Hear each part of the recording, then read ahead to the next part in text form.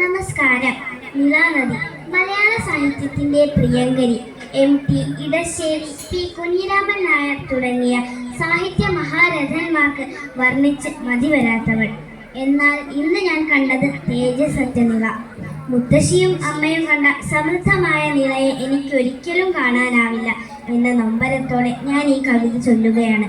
മണലൂറ്റിയെടുത്ത വലിയ കുഴികളിൽ മുങ്ങി മരിക്കുന്ന നിലയെ പറ്റിയാണ് ശ്രീ പി രാമചന്ദ്രന്റെ കവിത പട്ടാമ്പിപ്പുഴ മണലിൽ.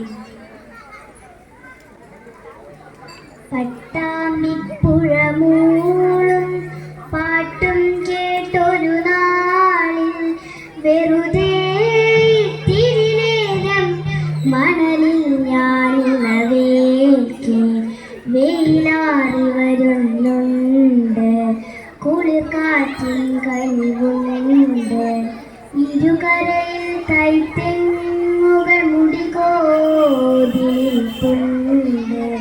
വെറുതെ ഇരിക്കുമ്പോൾ വിരലോരോ നെഴുതുകയായി, മണലുഴുതു മറിക്കുകയായി, മലയാളം തെളിയുകയായി. അത്ഭുതമെന്തിന് ഏതോ നഗ്നതയിൽ തൊട്ടതുപോൽ, മണലിളകുന്നിക്കിളിയാൽ ഉടലുന്നു കുടഞ്ഞതുപോൽ, കുതുകത്തോടവിടത്തെ മണൽ വാരിയെടുത്തപ്പോൾ ഒരു സുന്ദരിയുണ്ടടിയിൽ കനവുണ്ടു കിടക്കുന്നു. ഉടുതുണിയിൽ ഉടലിൽ മിഴിണ പൂട്ടി മയങ്ങുന്നു, നിറമാറിൽ ചെവി ചേർക്കെ ഹൃദയമിടിപ്പറിയുന്നു. പൊരുളറ്റ കടങ്കഥയോ പുഴ പെറ്റൊരു ഭൂമകളോ, മൊഴിയിൽ പകരാനാവാത്തൊരു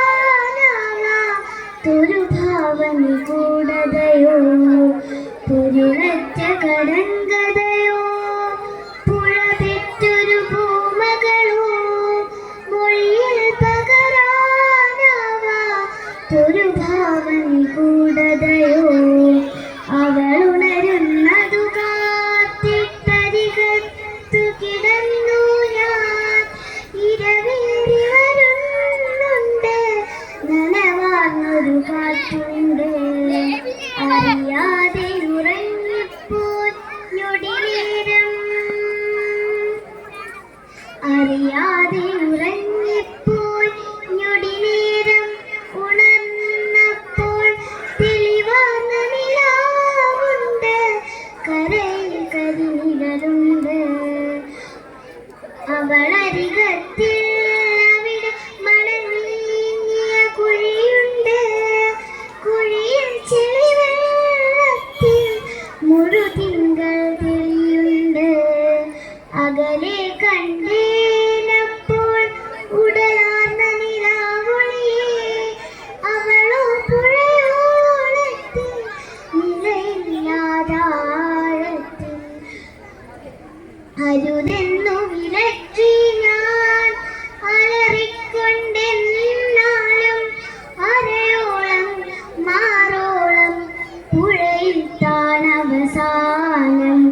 അവളൊന്നു തിരിഞ്ഞെന്നെ കടമിഴിയാലൊഴിയുകയായി, അതുമാത്രം പിന്നീടാ മണൽ വിഗ്രഹമലിയുകയായി. പൊളിയല്ലിതു പിറ്റേന്നാ പുഴയിൽ നിന്നൊരു പെണ്ണിൻ ജഡവും കൊണ്ടൊരു ലോറി കയറിപ്പോയതു കണ്ടു.